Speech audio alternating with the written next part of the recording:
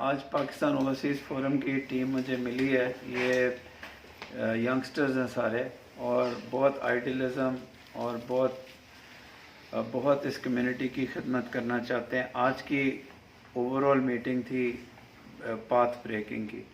इसके बाद अब हम कंक्रीट स्टेप्स लेंगे और जो भी ऑर्गेनाइजेशन कम्युनिटी की वेलफेयर के लिए बनेगी, पाकिस्तान कौंसलेट की पूरी टीम और कौंसल जनरल उसके साथ खड़ा होगा। आपको थैंक यू अदा करना चाहते हैं जी, इनका बोले। जी बहुत शुक्रिया सर आपका कि आपने हमें टाइम दिया और बहुत अच्छी गुफ्तगू हुई। Thank you sir. आप कुछ कहना चाहते हैं? तंजील आप कुछ कहना चाहते हैं? जी अस्सलाम वालेकुम। आज हमारा कौंसल जनरल इमरान अली चौधरी के साथ मीटिंग थी हमारी ओवरसीज़ फोरम मंडी बाउद्दीन की तरफ से।